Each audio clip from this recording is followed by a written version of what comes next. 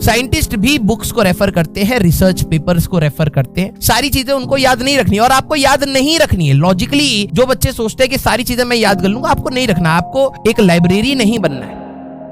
आपको सबसे पहले ये बात पता होनी चाहिए कि आपको किस चीज का रिवीजन करना है और कितना टाइम आपके पास परमिटेबल है। आपके रेगुलर कोर्सेज चल रहे हैं, आप कितना टाइम निकाल सकते हैं। उसके बाद अब वही बात है, सबका अलग अलग होता है। आपके एग्जाम्स कल हैं तो आपको अब सिलेबस छोड़ के पहले रिवाइज करना पड़ेगा। मैं भी आपको प्लान बना दूंगा, कल आपके एग्जाम होंगे, आप उसको फॉलो करोगे, एग्जाम में फेल हो जाओगे। कोई फिक्स नहीं है यार। जब आपके टेस्ट आते हैं, कुछ लोग टेस्ट के हिसाब से रिवाइज करते हैं कि भाई मेरा संडे को हमारा ये टेस्ट था तो मुझे उसको टारगेट करना है, तो उसके लिए आप रिवाइज कर रहे हैं, उसका प्लान बना रहे हैं, अपने दिन के टाइम टेबल में कुछ 1-2 घंटा पीछे का डाल रहे हैं। कुछ लोगों को प्रेजेंट का रिवाइज करना होता है, कुछ लोगों को स्टार्टिंग का रिवाइज करना। कोई प्लान ही नहीं है ऐसे। तो मैं फिर वही बात बोलूं ना, आपको समझदारी के साथ काम करना है। अगर आप एक समझदार इंसान है, आपको दूसरों की राय की जरूरत कम पड़ेगी लेकिन कम पड़ेगी। तो आपको हो सकता है स्ट्रेटेजीज की जरूरत पड़े, तो बेटा आप यूट्यूब पे जा सकते हैं। सर रिवीजन का तरीका, क्वेश्चन प्रैक्टिस। देखो भाई, अगर आपने थ्योरी रिकॉल करने में आपको दिक्कत नहीं होती तो ऑब्वियस सी बात है आपको क्वेश्चन ही प्रैक्टिस करनी है। कुछ बच्चे क्या करते हैं, हमेशा थ्योरी रिवाइज करते रहते हैं, क्वेश्चन पे हाथ ही नहीं डालते। अब 2 टाइप की है। अगर आप थ्योरी ही रिकॉल नहीं हो रही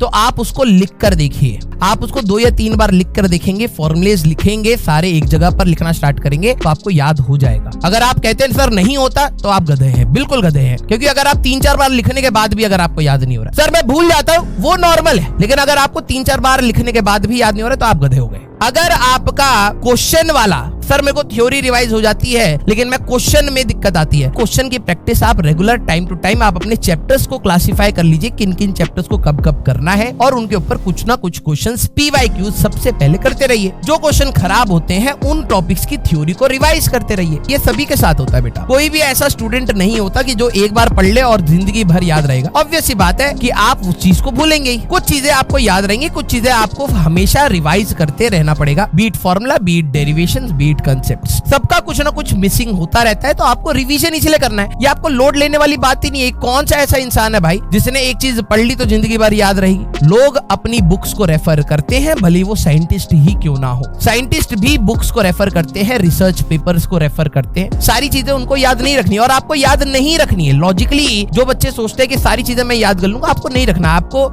एक लाइब्रेरी नहीं बनना है। आपको एक सोचने का एक पॉइंट बनना है कि जहां सर आप नई चीजें सोच पाए। जो फॉर्मूले डिराइव हो चुके हैं लाइफ में, आपको उसको याद नहीं रखना, लेकिन उनके पीछे के कंसेप्ट को समझना है। अगर आप फॉर्मूला भूल जाएंगे तो आप रेफर करके फॉर्मूले को याद कर सकते हैं दोबारा से, लेकिन आपको पहले कंसेप्ट पे हिट करना है। तो ऑब्वियस सी बात है, जो आप चीज भूल रहे हैं वो होएगा, लेकिन आप उसको प्रॉपरली रिवाइज करते रहिए। इट्स नॉट अबाउट कि आपकी नॉलेज कितनी ज्यादा है। कहीं ना कहीं नीट का जिस प्रकार से स्पीड एंड एक्यूरेसी जो मैटर करती थी, वहां पर वही चीज जेईई में भी अब मैटर